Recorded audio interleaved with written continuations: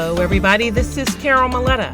Welcome to the Parenting 411 podcast, where we share information parents need from sources they can trust.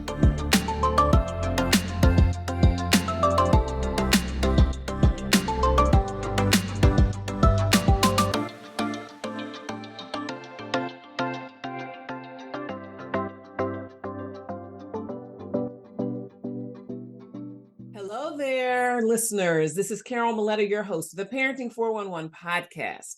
And today I am the host and the guest. And I'm here to talk about some back to school strategies that will help you to get settled in. And this is whether you've been in school for a couple of weeks or if school started after Labor Day where you are, and so you haven't been in quite as long. Either way, these are habits that will benefit you.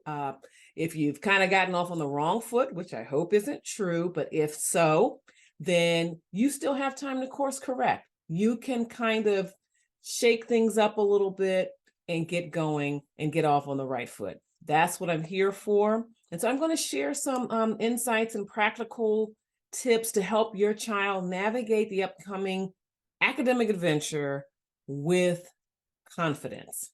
So now, as you may know, I am deeply passionate about parenting as well as education.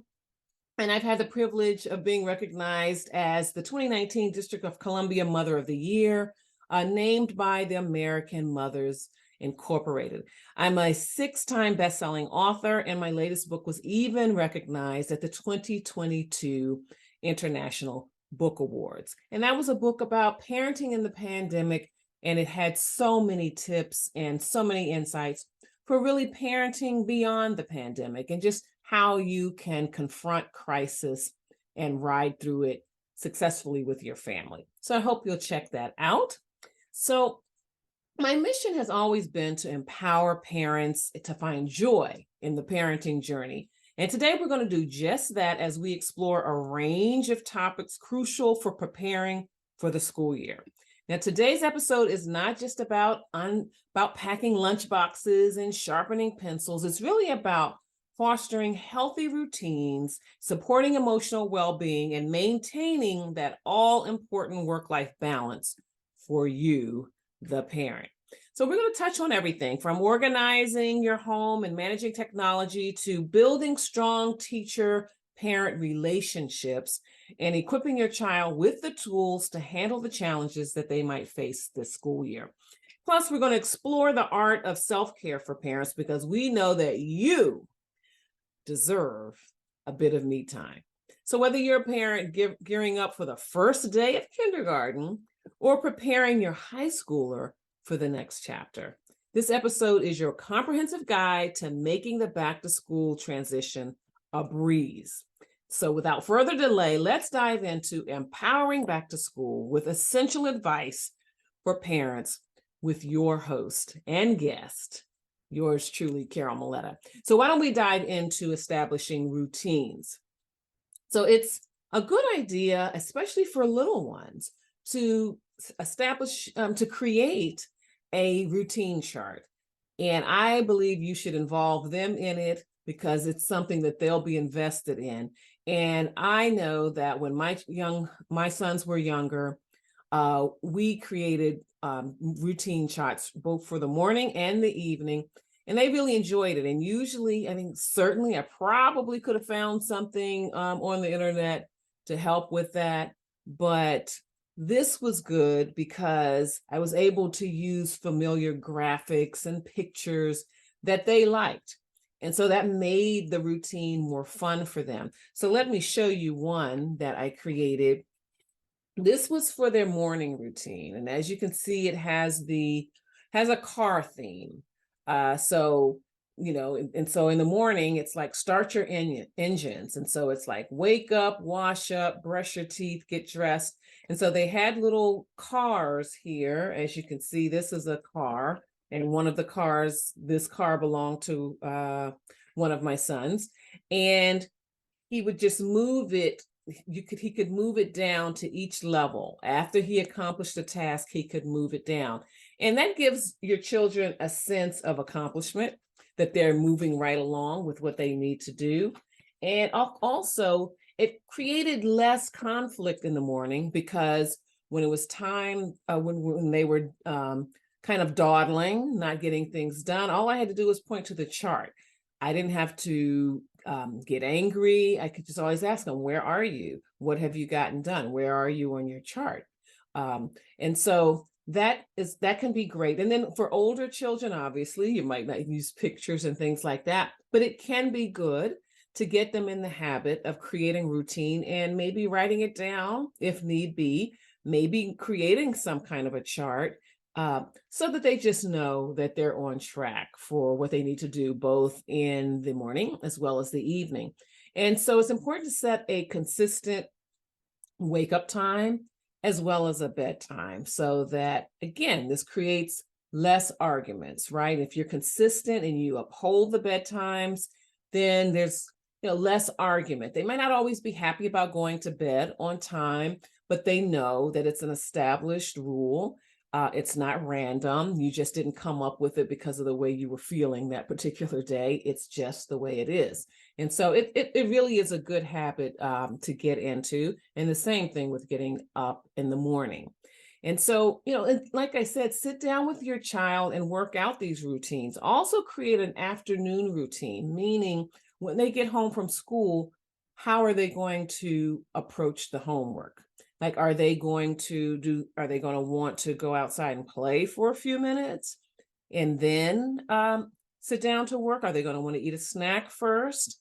This was something that we certainly talked about with our sons about how they would do it. One son liked to come straight home and start doing the homework right away and then play afterwards. And of course, I'm talking about when they were in elementary school.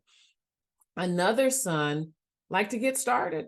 I mean, the one son liked to get started and one son liked to play for a little bit. He could have 15 minutes to kind of work off all of that excess energy and come in, have a snack. And so what we agreed upon was the time when he needed to be seated and working. So in his case, it was 4:00. So I said, you can spend your time the way you want to. And usually we had about 30 minutes, 45 minutes. You can spend your time how you want to, but I need you to be in your seat working at 4:00. And so that is, it's good not only to give some order to your evening, but it's the start of them really understanding how they work best. Because when they're adults or when they're college students, they need to figure out what their study routine is going to be and really manage their time. So you can start. It doesn't seem like a big deal at the time, but it really can create the building blocks for really helping your children learn how to manage their time. And so, decide other things too, like whether they're going to be able to have snacks, whether you'd like for them to work 30 minutes and then take a break, or work an hour, then take a break. And maybe if you want to have some snacks around to just kind of help them stay focused without having to get up and walk around and think about what they want to eat. There's kind of something already there because you want to minimize the distractions and minimize the excuses for them to get up and do something else and get off track with their homework. So I can't say enough about how routines can really make things a lot easier.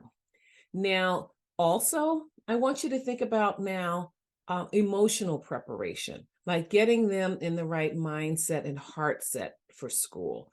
So, if they talk about challenges, like maybe they've already spent a few days in school and perhaps they are not forming the friendships that they hoped they could, or sometimes, especially little ones, they miss the teacher that they had last year. They're disappointed that they don't have the same teacher, or they don't have the same friends in class. Talk through those things. Take it seriously. Take an interest in it. And also, you may have children that are transitioning, maybe from elementary school to middle school, from middle school to high school, or even from kindergarten to first grade. We can't forget about that big transition. So talk it through with them, take it seriously, and allow them to express their emotions, help them label their emotions. Like, are they feeling scared? Are they feeling nervous? Do they miss their friends? Do they wish they could still see their teacher from last year? those kinds of things. And then, share stories about when you started school at those different transition points, or just in any year. Share any tips that help you ease into the year feeling comfortable. Maybe some tips for how to make new friends, especially in the cafeteria, and how to really get to know people and just really feel comfortable at school. And if there's some things that you were really excited about, some really positive experiences that you had, share those as well. It doesn't just have to be helping them get over a tough situation, but really tell them some of the things that you enjoyed about school and what you looked forward to. And then that can get them in the right mindset as well. So now I want to move over to some organizational tips. So I hope that you have already invested in some durable backpacks.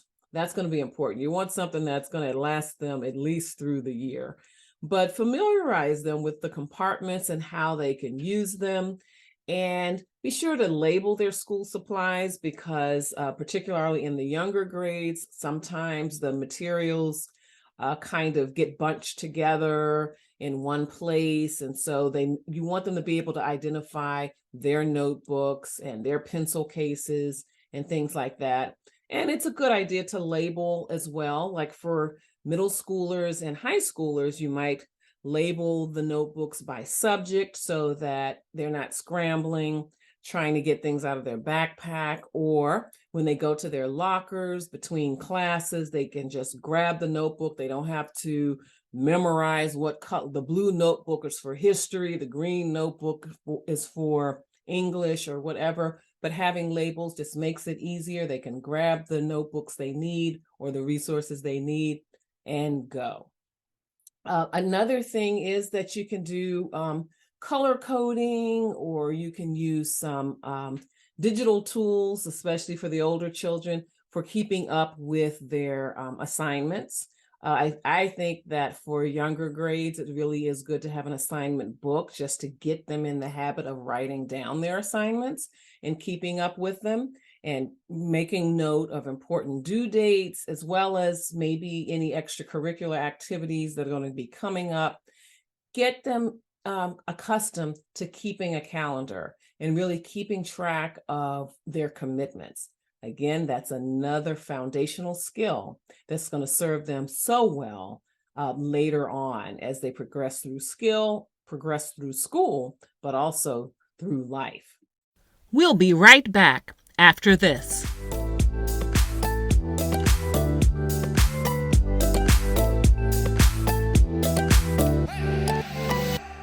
If you're looking to reach a massive audience of parents and caregivers, then look no further than ProPix by the Parenting 411, the ultimate marketing program designed to skyrocket your brand to new heights. With ProPix, we've created 3 incredible packages to suit your marketing needs and budget. So let's take a look. First up is our social starter package. You'll receive a stunning graphic promo piece, plus we'll also feature your brand on the Parenting 411 Instagram page. It's the perfect way to make a memorable first impression and get parents buzzing about your business. Now, if you're ready to level up, our Parenting Pro package is where it's at. You'll enjoy all the benefits of the social starter package, plus more awesome benefits, including exposure on the Parenting 411 podcast, which reaches parents in more than 22 countries each week. But wait, there's more. For those seeking the pinnacle of marketing power, our Elite Exposure package is the way to go. You'll get even more exposure across our platform, including thousands of followers and connections on LinkedIn. Get ready to dominate the airwaves and establish yourself as the go-to resource for families everywhere. Take advantage of ProPix by the Parenting 411 today and unlock unparalleled marketing opportunities for your business. But I should tell you that prices are set to increase on November 1st, so act now. ProPix by the Parenting 411 is your passport to the hearts and minds of parents. Visit ProPix by P411.com. Join us today and watch the magic happen.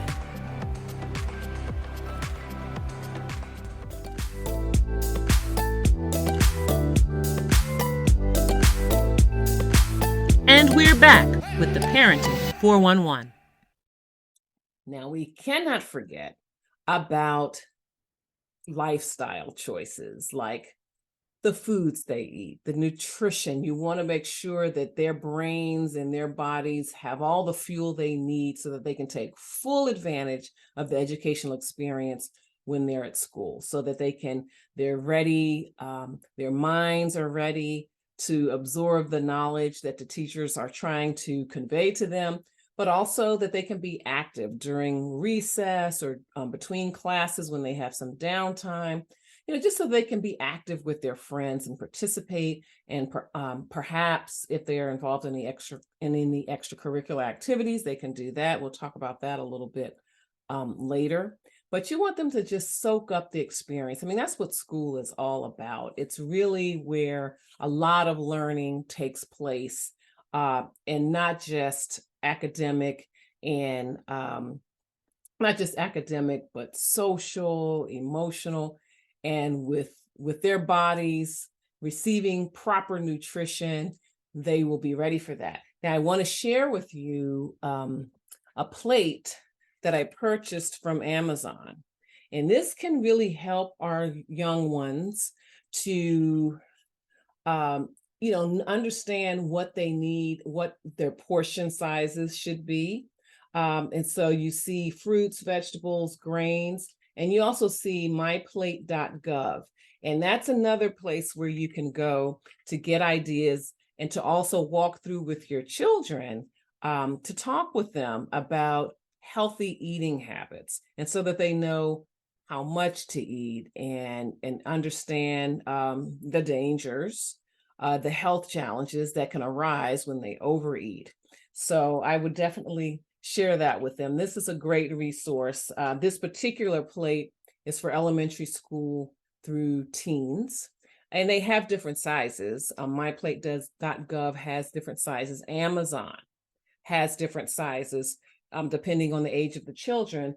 And also, if your child happens to have diabetes, they have plates, especially for that, to help manage their intake, using the plate, helping them to know how much they should be able to eat. And so make sure that if you are packing lunch, that you make sure there's plenty of protein, fruit, vegetables. And, if they are buying lunch at school, just at least remind them about what constitutes a healthy meal, and encourage them. Of course, you won't be there, you won't really know what they're eating, but plant the seeds, because it will stick. Even if initially they kind of don't quite eat the way you would like them to, they will learn. You're just laying the foundation. And so if you are packing lunch, though, be sure your child participates in that. And as they get older, they can do more of the job. But I really think even young children can help you prepare their lunches. And like I said earlier, if they have a hand in preparing it, they're going to be invested in that meal. And so they're more likely to eat the meal versus throwing it away or trading it with their friends, or I don't know, hiding it in their desk and, having the teacher or you find rotten food in their desk because they haven't been eating it. So another important part of a healthy lifestyle is getting enough rest. And I talked about it already in the routine section, but make sure your children are getting enough rest. Children really need about 8 to 11 hours, especially younger children. They really need a lot of sleep. Your teens do as well. I know with homework, though the heavy workloads, that might be hard to get, but try to make sure that they're getting enough rest. And there's guidance usually. You can look that up on the internet. They have guides for how much sleep children need at every age and stage. But try to do that. They really need more sleep than you think. And moms and dads, you need to make sure that you're getting enough rest as well. And so that's where the routines can be very, very helpful. So next, let's talk about your connection, your communication, and most of all, your collaboration with your teachers. And the important thing to remember too is it's not just you and the teacher involved in the relationship, it's your child too. It really, your child should be a partner in the learning process as well. Your child should be an active, engaged consumer of education. But let's talk about first making the connection with your teacher. If you haven't already done so, please send a friendly, informative email to introduce yourself to your children's teachers. And just start off with your name, your partner's name, and that you all are so excited about the upcoming year and just working together. And if your teacher does not really know your child, then share some things about this is something, share what your child enjoys reading and what your child enjoys doing, your child, a little bit about your child's personality, and also if your child has any particular challenges. Maybe you have a child who has trouble staying organized, or a child who's shy, doesn't speak up, and might not be likely to share when they're having a problem understanding. So then that might encourage the teacher to check in, even if it's not in the open in front of all the students, maybe on the way into the classroom or as your child is leaving, can just kind of check in, make sure they're understanding the concepts, they're comfortable with the way things are going in class. And also, if there's something that your child is particularly interested in, then that can be a time that your teacher can remember, well, I'm going to make sure that I have him or her help me explain this concept, because I know this is something that he likes to talk about or likes to explore outside of school. So let me give him a chance to really talk about this. I have a son that was very interested in history, and just all throughout all of the grades, he was always very knowledgeable. That was one of his best subjects. And so teachers really used to leverage that. I mean, especially once they got to know him and saw how knowledgeable he was and how passionate he was about it, they really allowed him to use that knowledge and share that knowledge in class. And so that can be very affirming, empowering, and encouraging to students.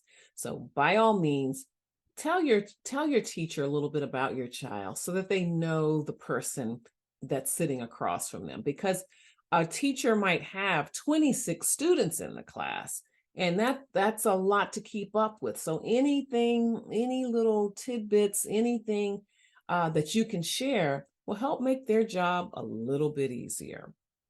So you start off with that letter.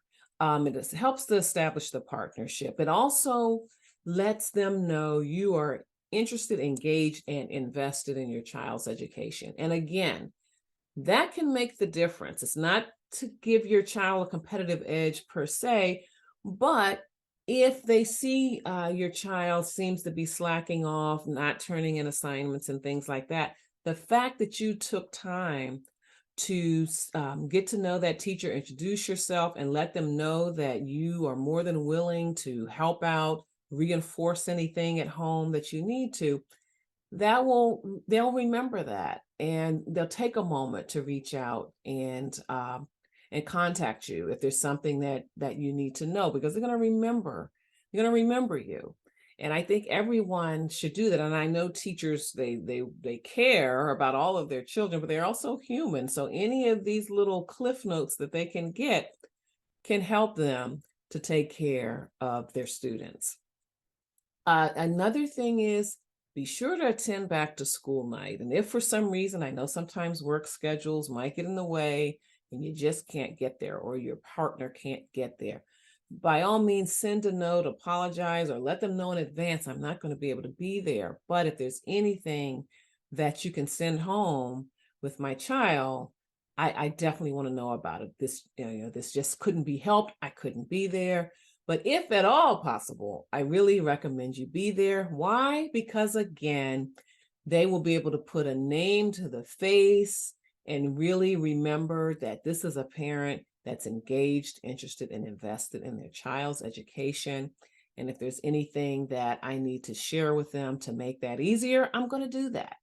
So by all means, try to be there, as well as your parent-teacher conferences.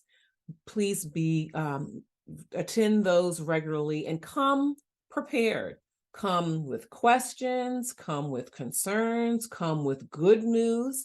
And it's a good idea, honestly, before you have a meeting with your child's teacher, whether it's for a parent-teacher conference or just a one-off meeting that you set up with your child's teacher. If your child can't be with you, talk to your child first. Like ask your child, what do you think the teacher's going to tell me? What are some things you want the teacher to know? And that really just makes that meeting that much more informative, because how these parent-teacher conferences go, they have 15-minute slots. Sometimes they have a 10-minute slot. So they can't spend 20, 30 minutes with every parent. So the more organized you are, the more productive those meetings can be. And again, you're helping yourself because you're making sure that the information you want to share is top of mind and ready to go. And you're making good use of the teacher's time as well. So you all can really get down to business, take care of things, and then you can move on. So keep that. And then, initiate regular check-ins with your child's teacher to discuss progress and address any concerns. And the beauty now is, of course, with email and all of that. And then many schools have platforms where you can contact the teacher. You can also discuss grades. You can also see your child's progress. Many school districts have that, probably most of them now. But check in, and like I say, check in and tell them when things are going well as when you have some concerns about things, because not enough times do we take that time to tell someone they're doing a good job. Teachers need to be encouraged. So by all means, if something is going really well, please take the time to tell your child's teacher. They are going to really appreciate it. So next, let's get into technology management. So this also can tie into routines as well, because maybe your child gets screen time during the week. When my children were in elementary school, they didn't get screen time during the week. That was just a policy that we had. But do what works for you, but decide what it's going to be. Because if you don't decide in advance what it's going to be, every day it's going to be an argument, right? And especially if you're not consistent.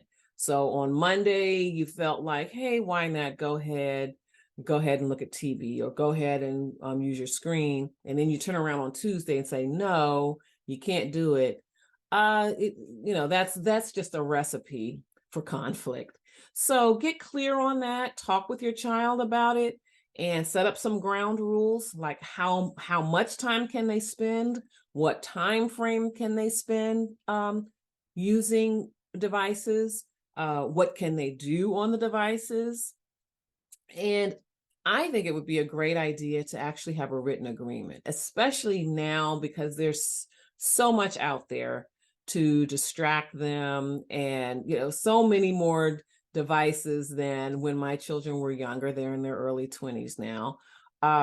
It's worth it to write it down, and I call it the rules of engagement.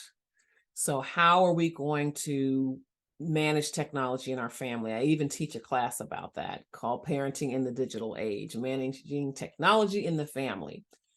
So determine the rules of engagement, write it down, and have your child sign it, you sign it. This is the way it's going to go. Because you also need to have something in there that talks about, consequences. Like if the rules are not followed, this is what's going to happen. Again, this helps to eliminate surprises and hopefully conflict, because everybody knows the agreement.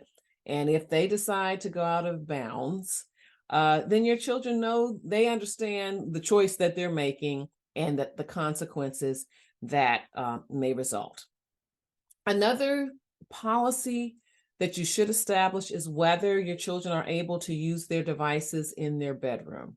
We had a policy that they weren't able to use their devices in their bedroom. We did ease up on that a little bit later when they were in high school because they didn't have as much face-to-face social time as they had when they were younger. And of course, with the heavier course load and the homework, sometimes they wanted to be able to connect with their friends. But we also said that all of the phones had to be charged outside of the room. Like overnight, phones were not supposed to be in the bedroom. And so that can be a good policy for making sure that your children turn off those devices and get what? Those 8 to 10 hours of sleep. I know that's pretty aspirational, but you know what I mean. You want them to shut down. Studies have shown that you should allow at least an hour and probably more before going to bed, the time between turning off your devices and going to bed so that you can have a more restful sleep. Your mind can be more at ease. So get that policy down in terms of screen time, because it's you don't want to have the headaches and you don't want to have the meltdowns if you can help it. So another thing that kind of comes with school, are the social challenges. And sometimes that involves bullying and peer pressure. So talk with your child about, behaviors that are acceptable. Talk about things like maybe you'll hear stories in the news or you're in the newspaper or whatever. Make that a topic of discussion. Where maybe you've heard about something happening in another school and you can, talk with your child. Like, what would you do if, for example, someone wanted you to come and smoke in the bathroom or do drugs or anything like that? Talk to them about it and give them guidelines and precautionary measures of what they can do if they feel like they're being pressured to do something or if they feel like they're being bullied. Walk through that. Let's point out who the faculty members are that they need to contact if they don't feel safe, if they feel like they're being bullied, and always assure them that they can come to talk to you about it, and together you will work out the best way to approach it, because I know a lot of times children don't want to talk about bullying because they're worried about retaliation. But assure them that together you all will work on something to try to get the problem solved, and that you'll always try to protect your child. But keep that open communication and really, in general, you should be making sure that you're making time for connection and one-on-one time with your children so that the foundation is already laid. They already know that you are a safe place and that they can come and share their concerns, their worries with you, and that you will do your best to address those concerns, whether it's something you need to contact the school about or it's something that you all can work out together as a family. We'll be right back after this.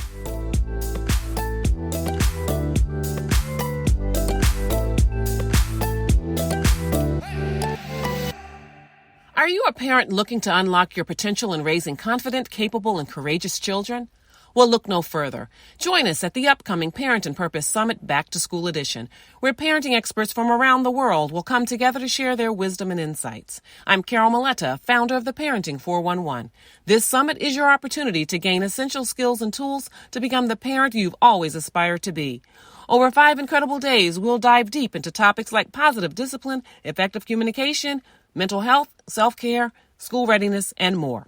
An attendee from our last summit told us, "This summit changed my parenting game. I feel more confident and connected with my children than ever before." So secure your seat at the Parent and Purpose Summit today. Visit parentandpurposesummit2023.com. That's parentandpurposesummit2023.com. and click the registration button to join us on this transformative journey. The Parent and Purpose Summit, where intentional parenting begins.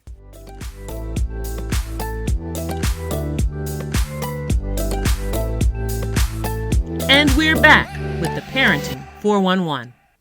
So find out how they're doing, ask them periodically, like, who they eat lunch with, what they're doing, just to get a sense of how they're doing socially in general, and, who they're hanging out with. You want to get to know a little bit about that.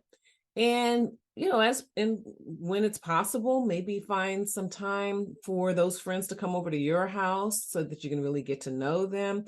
Maybe your child can go over to their house and you can get to know the parents, and that kind of thing. That can be really, really helpful for you to kind of understand where your child is emotionally, and what they're doing, what they're thinking, and all of that. And, again, teach your child how to recognize bullying behavior, or just when they're not being respected, and talk about what makes a good friend and how to be a good friend, so that they can recognize signs of situations that, maybe they shouldn't be in, and help them to be assertive. Again, you can do this with role playing. Teach them how to say no, and how to say, and I know a lot of times children don't want to do that because they feel it's not cool if they don't engage in things. But there's language, there are other ways to just bow out of things, without and holding, holding their position in the social group. And I've had some parents say, listen, some children, just go ahead and tell them that, oh, my mom wouldn't like that, or yeah, they, hey, listen, that's just something it seems like it might be something interesting to do, but my parents, yeah, they said I'm not going to be able to go. I'm not going to be able to go to that party, or I'm not going to be able to do that.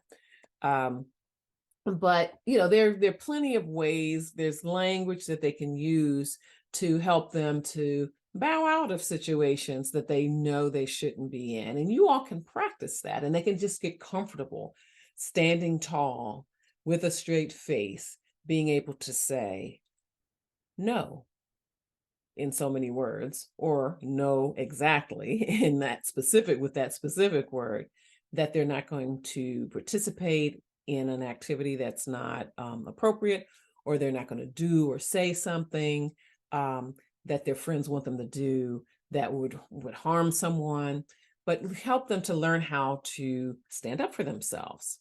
And you can work on that in the comfort of your home. You should really think of your home as a laboratory, an area where they can test out a lot of things, especially communicating and advocating for themselves. If you allow them to do that at home respectfully, they'll feel comfortable taking that out with them.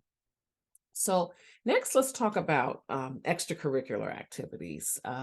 And I know that can be really hard, figuring out how much to let your children do, how many activities to participate in. And I really think, particularly during the school year, it should be those activities that they're really passionate about, or those subject areas that they really want to learn more about. I mean, be selective, because they do have to stay on top of their school assignments. And at the same time, they do need downtime. They do need outlets to channel their energies into other places aside from schoolwork.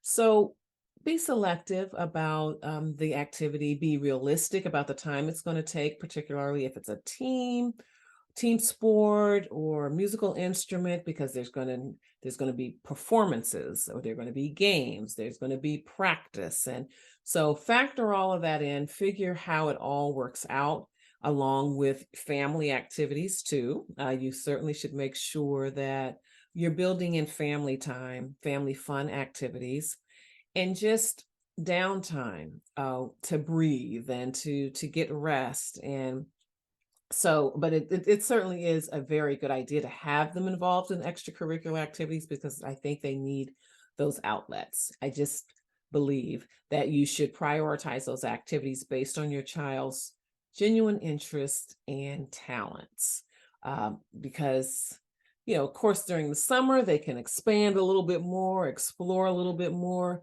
but be selective, be mindful of their schedules, their school schedules, and their need for rest. I've said it again.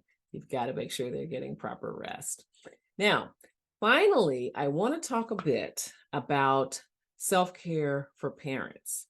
And I'm mentioning it because I don't think a lot of people think about, especially in terms of the school year. All you're thinking about is getting all the school supplies, making sure your child has this, making sure your child is in this club, making sure your child makes that team, making sure, and it's a lot, right? And sometimes, and if they are involved in these activities, then a lot of times they're going to be they're going to need to be transported here and there and everywhere on the weekends, because maybe that's where a lot of some of the games are going to be played, or if they work with a special trainer for their sport, or if they're in music and the arts, there might be performances, there might be art shows, things like that take place on the weekends. So obviously you want to support your children. I mean, that's what it's about at this age. You want them to explore and learn and grow as much as possible. So I'm not discouraging that, but just within that, please, please, please set a schedule for yourself. I mean, I have been through so many planners. This is the Panda planner. And, plan your days, really plan it by the hour, but really get serious about that. And, you may prefer a digital planner, whatever. Do what really is going to work for you. Or this one's a lot simpler. This could even be one that's only for the children's activities, but really write stuff down. Take the time to write things down and plan, because before you know it, you're not going to be getting enough rest. You're not going to be seeing your friends. Even you're not going to be making phone calls to your friends. You're not going to be reading books. You're just going to be so swept up in, the whirlwind of school and after school and all of those activities. And you're not going to be taking good care of yourself. Not only is that not good for you, you're going to be depleted and really not able to give your best to any of the things that you're doing, whether it's your work, your own business, or just your own health. It's also not a good thing for your child to see. You need to model for them how you're taking care of yourself and how you're balancing things, how you're managing your time. So please invest in a planner, whether it's digital or it's hard copy. Don't keep it all up in your head.